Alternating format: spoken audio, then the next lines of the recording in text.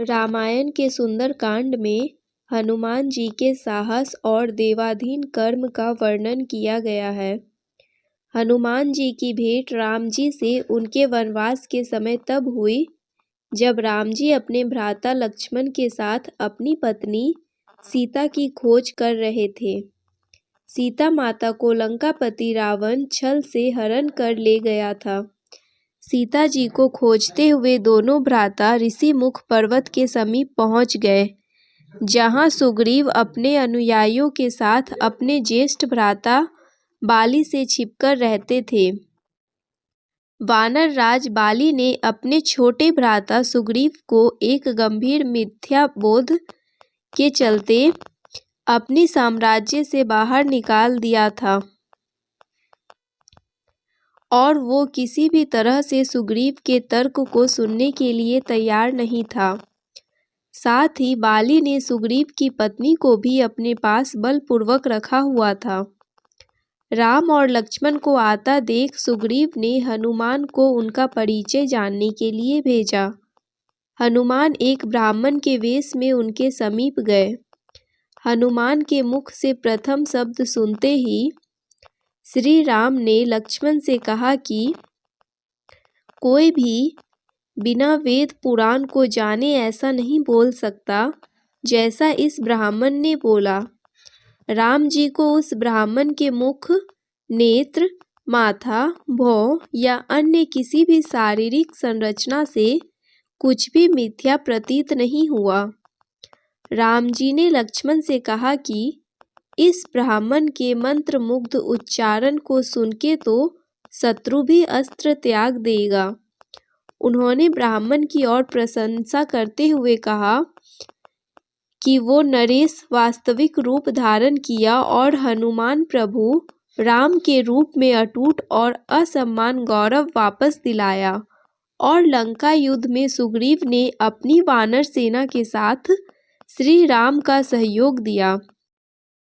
सीता माता की खोज में वानरों का एक दल दक्षिण तट में पहुंच गया, मगर इतने विशाल सागर को लांघने का साहस किसी में भी नहीं था। स्वयं हनुमान भी बहुत चिंतित थे कि कैसे इस समस्या का समाधान निकाला जाए। उसी समय जामवंत और बाकी अन्य वानरों ने हनुमान को उनकी अद्भुत शक्तियों का स्मरण कराया। अपनी शक्तियों का स्मरण होते ही हनुमान ने अपना रूप विस्तार किया और पवन वेग से सागर को उड़ के पार करने लगे। रास्ते में उन्हें एक पर्वत मिला और उसने हनुमान से कहा कि उनके पिता का उसके ऊपर ऋण है। साथ ही उस पर्वत ने हनुमान से थोड़ा विश्राम करने का भी आग्रह किया, मगर हनुमान ने किंचित मात्र भी समय व्यर्थ न करते हुए पर्वतराज को धन्यवाद किया और आगे बढ़ चले। आगे चलकर उन्हें एक राक्षसी मिली जिसने कि उन्हें अपने मुख में घुसने की चुनौती दी। परिणाम स्वरूप हनुमान ने उस राक्षसी की चुनौती को स्वीकार किया और बड़ी ही चतुराई से अति लघु रूप धारण करके राक्षसी के मुख में प्रवेश करके बाहर आ गए। अंत में उस राक्षसी ने संकोच पूर्वक यह स्वीकार किया कि वो उनकी बुद्धिमत्ता की परीक्षा ले रही थी। आखिरकार हनुमान सागर पार करके लंका पहुंचे और लंका की शोभा और सुंदरता को देखकर आश्चर्यचकित रह गए और उनके मन में इस बात का दुख भी था कि यदि रावण नहीं माना तो इतना सुंदर लंका का सर्वनाश हो जाएगा। तत्पश्चात हनुमान ने अशोक वाटिका में सीता जी को देखा और उनको अपना परिचय बताया। साथ ही उन्होंने माता सीता को सांत्वना दी और वापस प्रभु श्री राम के पास चलने का आग्रह भी किया, मगर माता सीता ने ये कहकर अस्वीकार कर दिया कि ऐसा होने पर श्री राम के पुरुषार्थ को ठोस पहुंचेगी। हनुमान ने माता सीता को प्रभु श्री राम के संदेश का ऐसे वर्णन किया जैसे कोई महान ज्ञानी लोगों को ईश्वर की महानता के बारे में बताता है। माता सीता से मिलने के पश्चात हनुमान प्रतिशोध लेने के लिए लंका को तहस नहस करने लगे। उनको बंदी बनाने के लिए रावण पुत्र मेघनाद इंद्रजीत ने ब्रह्मास्त्र का प्रयोग किया। ब्रह्मा जी का सम्मान करते हुए हनुमान ने स्वयं को ब्रह्मास्त्र के बंधन में बंधने दिया। साथ ही उन्होंने विचार किया कि इस अवसर का लाभ उठाकर वो लंका के विख्यात रावण से मिल भी लेंगे और उसकी शक्ति का अनुमान भी लगा लेंगे। इन्हीं सब बातों को सोचकर हनुमान ने स्वयं को रावण के समक्ष बंदी बनकर उपस्थित होने दिया। जब उन्हें रावण के समक्ष लाया गया तो उन्होंने रावण को प्रभु श्री राम का चेतावनी भरा संदेश सुनाया और साथ ही यह भी कह दिया कि यदि रावण माता सीता को आदर पूर्वक प्रभु श्री राम को लौटा देगा तो प्रभु उसे क्षमा कर देंगे। क्रोध में आकर रावण ने हनुमान को मृत्यु दंड देने का आदेश दिया, मगर रावण के छोटे भाई विभीषण ने ये कहकर बीच बचाव किया कि एक दूत को मारना आचार संहिता के विपरीत है। ये सुनकर रावण ने हनुमान की पूंछ में आग लगाने का आदेश दिया। जब रावण के सैनिक हनुमान की पूंछ में कपड़ा लपेट रहे थे, तब हनुमान ने अपनी पूंछ को खूब लंबा कर लिया और सैनिकों को कुछ समय तक परेशान करने के पश्चात पूंछ में आग लगाने का अवसर दे दिया। पूंछ में आग लगते ही हनुमान ने बंधन मुक्त होकर लंका को जलाने शुरू कर दिया और अंत में पूंछ में लगी आग को समुद्र में बुझाकर वापस प्रभु श्री राम के पास आ गए।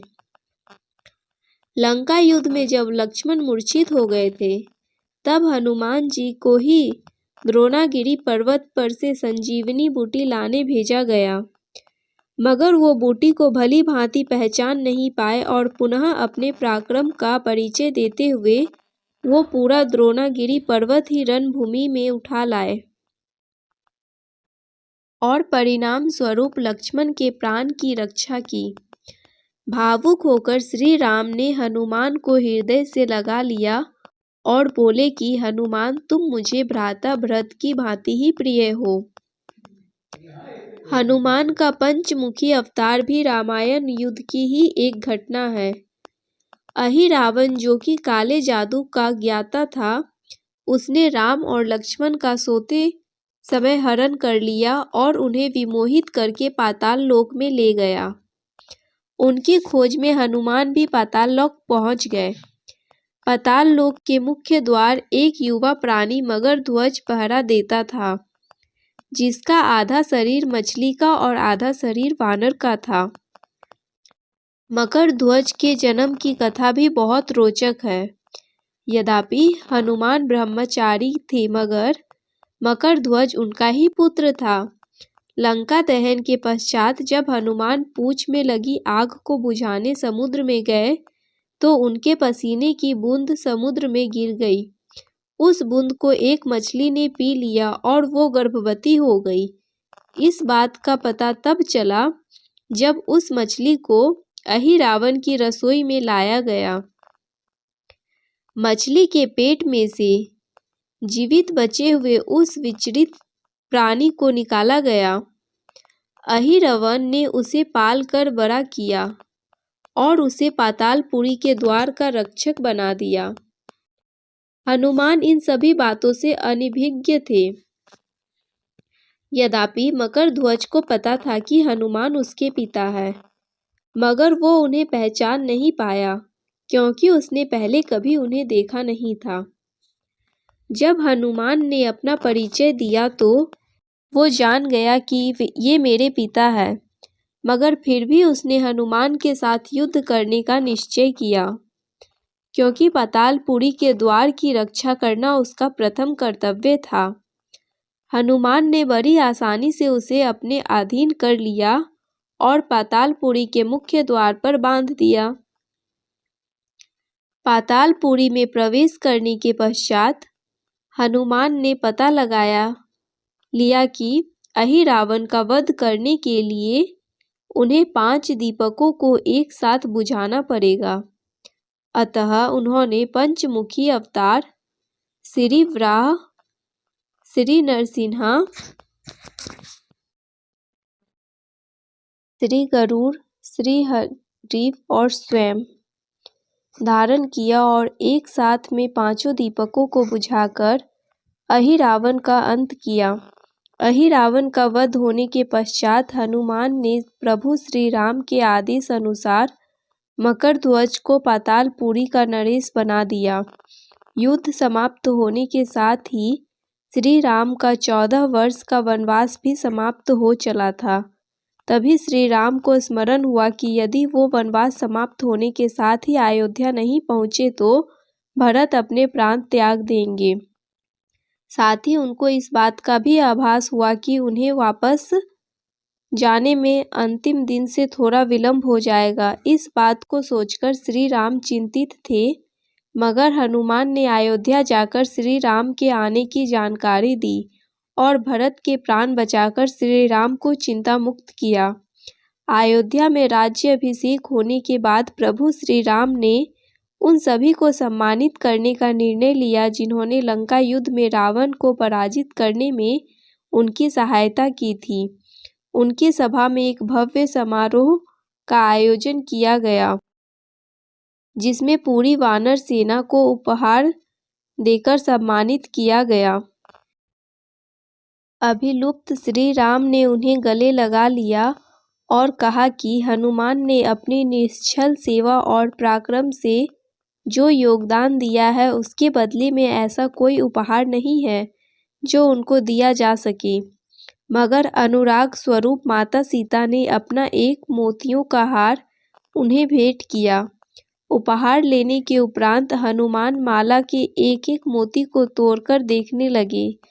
ये देखकर सभा में उपस्थित सदस्यों ने उनसे इसका कारण पूछा, तो हनुमान ने कहा कि वो ये देख रहे हैं मोतियों के अंदर उनके प्रभु श्री राम और माता सीता है कि नहीं, क्योंकि यदि वो इनमें नहीं है तो इस हार का उनके लिए कोई मूल्य नहीं है।